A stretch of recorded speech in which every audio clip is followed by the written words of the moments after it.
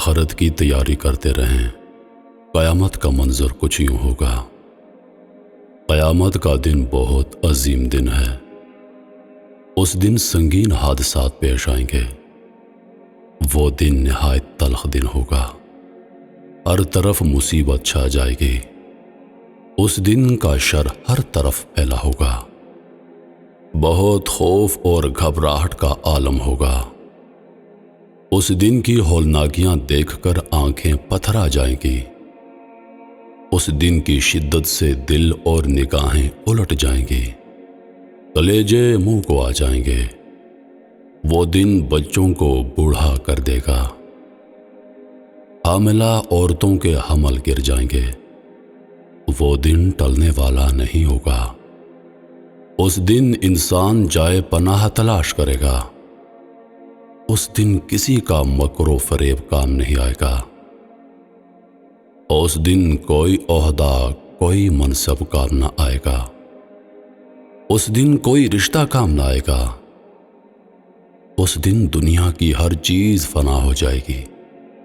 آسمان لرزے گا، آسمان پھٹ جائے گا، آسمان دروازے دروازے ہو جائے گا، آسمان پھٹ کر سرخ چمڑے کی طرح گلابی ہو جائے گا، آسمان کی کھال اتار دی جائے گی، آسمان پگھلے ہوئے تانبے کی طرح ہو جائے گا، سورج لپیٹ دیا جائے گا، چاند گہنا جائے گا، سورج اور چاند ملا دیے جائیں گے، ستارے بے نور ہو کر بکھر جائیں گے، زمین زور سے ہلائی جائے گی، زمین اور پہاڑ لرزنے لگیں گے، زمین اور پہاڑوں کو ایک ہی چوٹ سے ریزہ ریزہ کر دیا جائے گا، زمین اپنے اندر کا سب کچھ باہر نکال کر پھینک دے گی، زمین کسی اور زمین سے تبدیل کر دی جائے گی، زمین پھیلا کر برابر کر دی جائے گی، پہاڑ دھنکی ہوئی رنگین اون کی طرح ہو جائیں گے، پہاڑ غبار بنا دیے جائیں گے،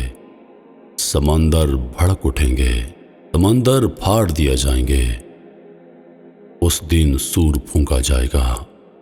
سور کی آواز ایک ہولناک چیخ کی طرح ہوگی۔ اس کی آواز سے زمین و آسمان میں موجود تمام مخلوق گھبرا جائے گی۔ سور کی آواز کانوں کو بہرا کر دے گی۔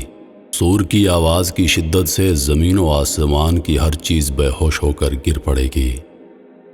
جب پہلا سور پھونکا جائے گا تو ہر چیز ختم ہو جائے گی، بس اللہ کی ذات باقی رہے گی۔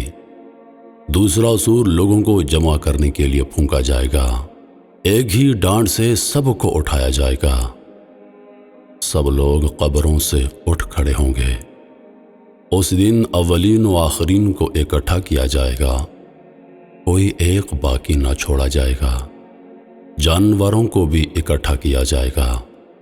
لوگ فوج در فوج جمع ہوں گے۔ لوگوں پر شدید گھبراہٹ طاری ہوگی۔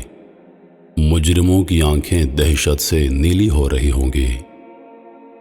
دعا ہے رب کائنات ہمیں دنیا کی رسوائی اور آخرت کے عذاب سے محفوظ و مامون رکھے اور ہمیں اپنی پناہ عطا فرمائے۔ آمین یا رب العالمین۔